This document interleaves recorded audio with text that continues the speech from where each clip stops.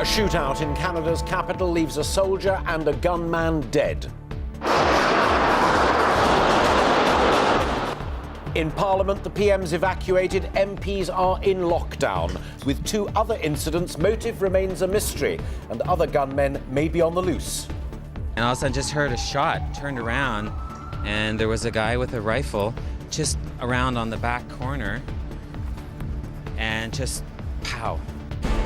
Also tonight, unequal odds on the front line against Ebola. Just one clinic in Sierra Leone's capital for more than 1 million people.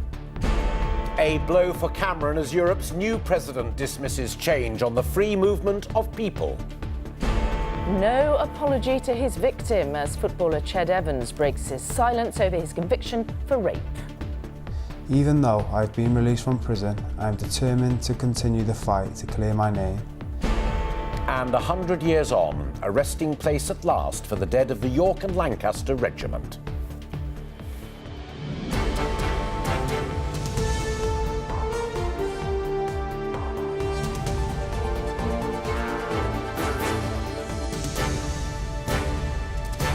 This is ITV News at 6:30 with Alistair Stewart and Mary Nightingale.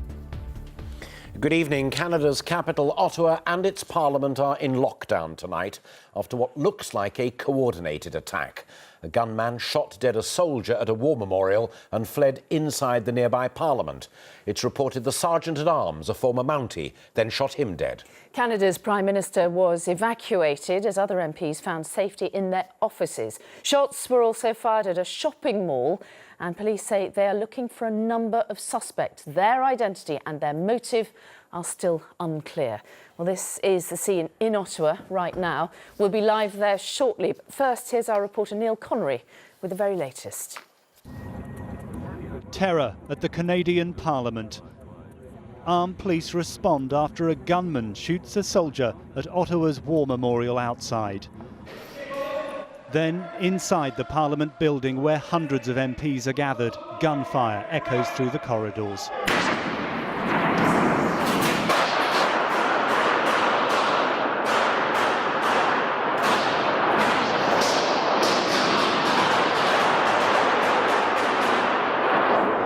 Police say one gunman was shot dead inside, but they continue their operation, fearing there are more attackers.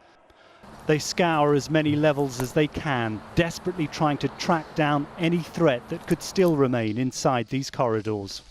Those politicians and staff still trapped barricade the doors with chairs and desks. People are warned to keep away from windows as armed officers flood the area. As the lockdown goes on, the soldier shot at the war memorial is treated by paramedics, but later dies. Just passing, just over here, and all of a sudden just heard a shot, turned around, and there was a guy with a rifle just around on the back corner, and just pow. We saw a man with a mask over his face, well, a scarf, long black hair. I think he was wearing blue pants and a black jacket, and he had a double-barrel shotgun. And he ran up the side of this building here and hijacked a car at gunpoint. Didn't hurt the gentleman in the car, and then took off towards the back here and headed in that direction towards the construction. And that was the last time I saw him. Canada had raised its terror threat level following a fatal hit-and-run attack on two soldiers earlier this week. The country is part of the international coalition involved in targeting Islamic State in Iraq. This evening, police are still evacuating buildings as this security operation goes on. In the calm of an autumnal day, this attack on the very heart of Canada has sent shockwaves far and wide. Neil Connery, ITV News. Well, Evan Dyer from CBC in Ottawa has been at the scene, and he's now back in his newsroom and joins us from there live. So what is the latest that you're hearing on this incident? Well, I guess the first thing to say is it doesn't appear to be over. We know for sure that one shooter has been killed inside Centre Block. There may have been a second shooter also killed behind Parliament, behind the Library of Parliament, but that's not confirmed. We've heard a lot of reports of a body there, but we don't know whether that's a shooter or another innocent victim. The third report we had of a shooter was a man on a rooftop, sort of a sniper type shooter on top of the Ottawa Courthouse, which is also in this same pretty dense, compact downtown area, not very far from the War Memorial. but that also is not confirmed. So it's possible that there are as many as 3, 4, or potentially, I suppose, even more people involved in this. And the police, we can tell, my colleagues who are out on the streets around us who aren't locked down, have been seeing these scares and alarms where the police suddenly take all their guns out and rush a building or chase down a person. So clearly they consider this to still be an active shooting scene with people on the loose. Evan Dyer, live in Ottawa. Thank you very much. The scale of the task faced by the medical teams fighting Ebola in Sierra Leone has been put into sharp focus today. The army there has told ITV News that hospital beds are full and the number of clinics needs to rise tenfold to tackle the virus effectively. The capital, Freetown, is home to 1.3 million people, and yet there is only one clinic there. Our correspondent Dan Rivers reports from there on the desperate fight to contain Ebola. Entering the high-risk zone of Freetown's only functioning Ebola treatment centre. It has 120 beds, but only the staff to tend to 90 patients. Doctors and nurses here operate in full protective gear, rehydrating Ebola sufferers. Only a quarter of the patients are dying. Among the adults, several children, fighting off the virus and hoping to be declared Ebola-free. For 9-year-old Daniel, who arrived last week, this must seem like a prison. But keeping him behind these walls is stopping the virus spreading, and the care he gets inside is life-saving. The problem is this tiny clinic is serving a population of more than 1.3 million people. 2 other centres might open next month, including a British-funded facility, but officials here say that's totally inadequate. It's not enough. Definitely it's not enough. I think we need something between 750 to 1,000 beds for Western area. And how many do you have now? This is the only treatment center that is functional. That is 120 beds. It can be stretched to 120 beds. So you only have a tenth of what you need? Yes, you're right. We need help. We need help. Abibatu Jallo is a nurse who caught Ebola while trying to save others. She says, as a nurse, I want this to end because people are dying, people are suffering. She arrived here on Sunday, and since then more than 100 people have been infected in Greater Freetown. She's worried about her mother, who lives here in one of Freetown's poorest slums. You can see how vulnerable it is. Children playing in open sewers, houses packed together. The concern is for places like this, Crew Bay slum in Freetown, 35,000 people living without sanitation. If Ebola takes hold here, it could spread uncontrollably. That's a terrifying prospect for residents like James Songu. If Ebola is to take hold of Crew Bay, well, it's been seriously disastrous for us because see how congested Bay is. Ebola might be the killer, but it is poverty and ignorance that is allowing it to thrive. Without more resources here, it is West Africa's most vulnerable who will continue to perish. And Dan, talking of that very point, resources, what's the latest on the British forces that have gone out there? Well, Justine Greening has been touring this big new facility that's being built and funded by Britain at Kerrytown. There are 80 new beds there for the public, but as you've heard, it's not open yet. They're working round the clock to try and get it open. They think it might be open within 2 weeks, but just since Sunday, there have been 100 new cases in Western Sierra Leone. So these new facilities, there's another one planned by the Sierra Leones, they're going to fill up almost immediately, and the Red Cross appeal for more resources is only funded, supported by about 50%. So they need more help, they need more resources. The WHO figures speak for themselves, just come out within the last few minutes. The number of suspected cases in West Africa, 9,936 now. All right, Dan Rivers in Freetown, thank you. Here, David Cameron received another blow today in his battle with Europe over immigration. The new president of the European Commission said that he will not even contemplate toughening up rules on the free movement of people within the EU. Our deputy political editor, Chris Shipp, is live at Westminster for us tonight. Not what the PM wanted to hear, Chris. Well, Alistair, you're right. It's not been a particularly good week for Mr Cameron on matters European. On Monday, the outgoing president of the European Commission, José Manuel Barroso, told Mr Cameron what he thought of his plans to change this principle of free movement of people. It's what allows any of us to go and work in Europe and anyone from Europe's 27 countries to come and work here. Mr Barroso said it was a founding principle, it couldn't be changed, there shouldn't be an arbitrary cap, so don't go there.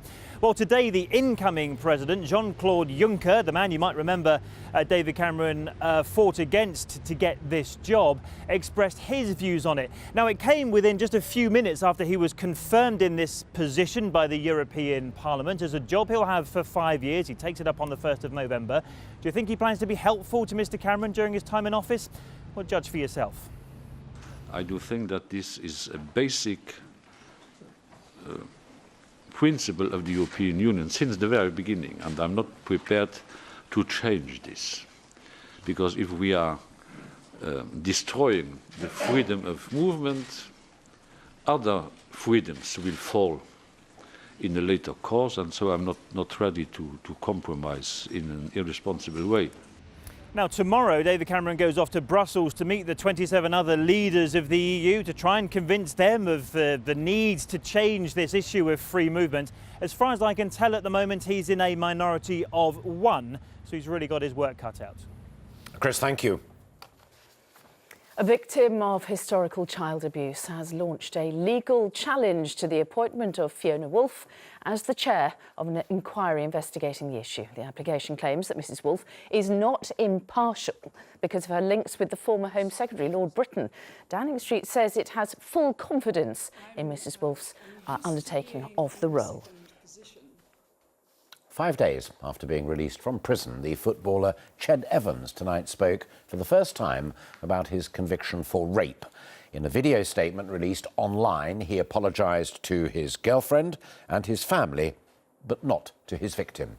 Instead, he vowed to clear his name and return to football. Martha Fairley reports. In a heavily rehearsed video released on his own website, footballer Ched Evans has broken his silence. By cheating on my partner, Natasha, I hurt the woman I love with all my heart. Since that night, I've constantly regretted my act of infidelity and the damage that has been done on so many fronts because of it.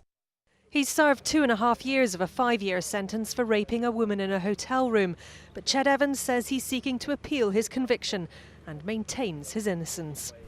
Even though I've been released from prison, I'm determined to continue the fight to clear my name. The acts I engaged in on that night were consensual in nature and not rape. I made an incredibly foolish decision and failed those people who trusted and believed in me, most of all Tasha and our families. Before he was jailed, the 25-year-old Welshman was a rising star at Sheffield United. Now he says he wants the chance to return to professional football.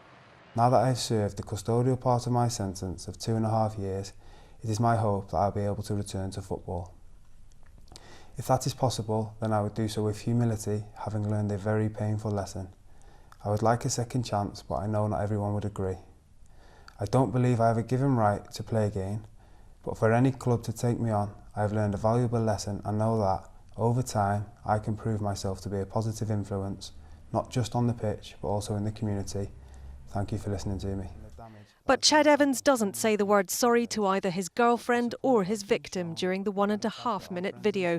Instead, he speaks of remorse for what he describes as such a destructive act. Martha Fairley, ITV News. Still to come, why doctors will be paid to diagnose more cases of dementia. And the Calypso climb down by UKIP supporter Mike Reid over his controversial song. Those stories and more after the break. Join us then.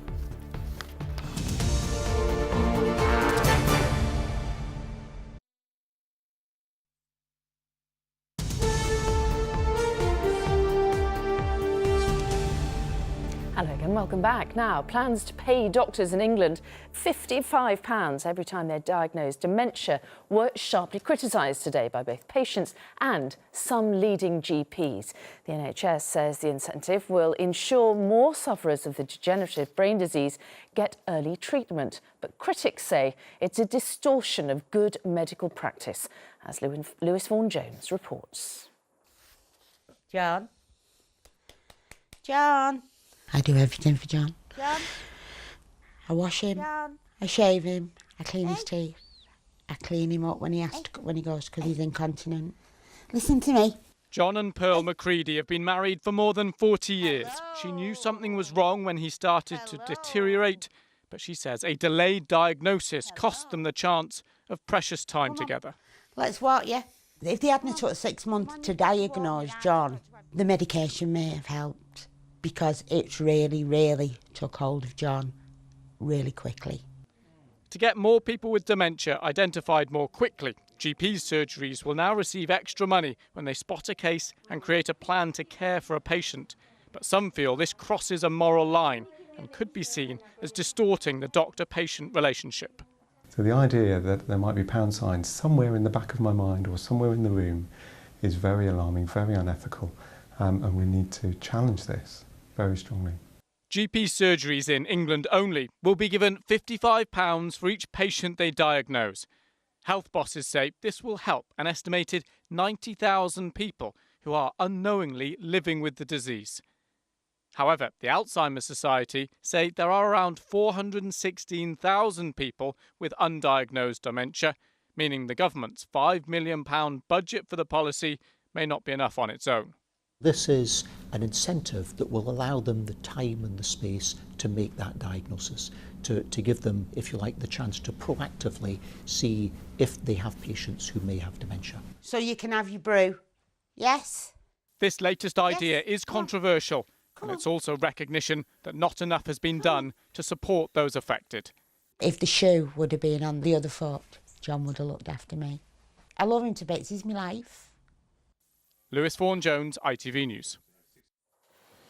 Homebase is to close up to 80 of its stores over the next 4 years. The retail giant has refused to disclose how many jobs may be lost from the closures, but it says it needs to adapt to the rise of a new generation which has little interest in DIY. The DJ Mike Reid issued an unreserved apology today for any offence caused by the song he wrote in support of UKIP. His UKIP Calypso is sung in a Caribbean accent and complains about illegal immigrants. Critics say it is racist. Well, he has now withdrawn it from sale, but UKIP is standing by the song. Our political correspondent Romilly Weeks reports. The UKIP Calypso went down a storm at their last conference, mock Jamaican accent and all. Open the borders, let them all come in. Illegal immigrants in every town. Stand up and be counted, black and brown. Only yesterday, its author, DJ Mike Reid, was calling it a bit of fun.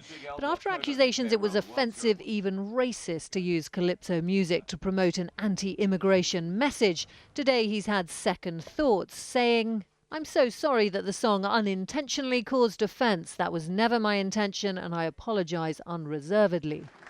UKIP's leader, who'd urged supporters to get the song to #1, was rather less repentant. I think you all want to get a life. You know, I really think that you're taking this desperately seriously. It's a bit of fun. That's what it was designed to be. It's been shouted down by the media establishment. This is what it's all about, man. Music. UKIP's Calypso has been about as successful as its carnival, the event in May designed to show the party's diversity. Racist! Racist! Ended in chaos with the Steel Band walking out when they realised who'd booked them. This, another gift to UKIP's opponents.